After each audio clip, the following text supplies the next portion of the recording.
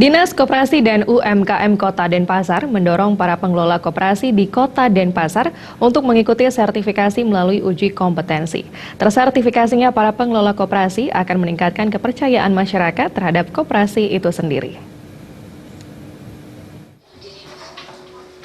Persaingan di dunia bisnis finansial ke depan akan semakin ketat. Lembaga-lembaga keuangan dari yang berskala besar dan kecil, termasuk koperasi, akan dituntut memiliki SDM, produk dan jasa terbaik bagi pelanggan.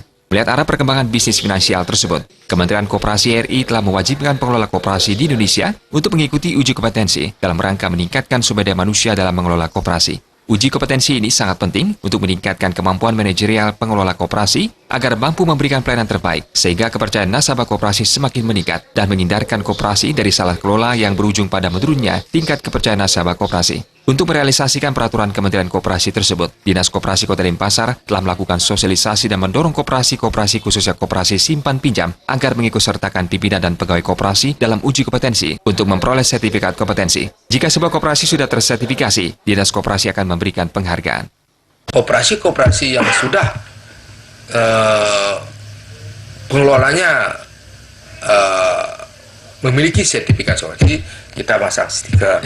Jadi dengan tulisan bahwa koperasi ini sudah dilayani oleh karyawan yang sudah bersertifikasi kompetensi.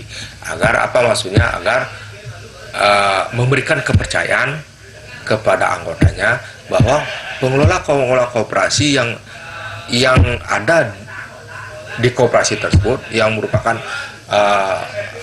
anggota dari koperasi tersebut, dia mempunyai jaminan atau garansi bahwa uang yang dikelola memang benar-benar digunakan sesuai dengan aturan-aturan perkoperasi itu.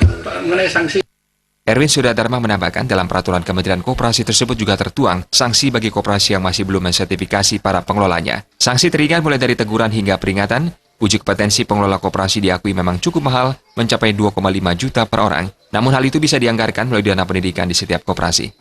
Riasa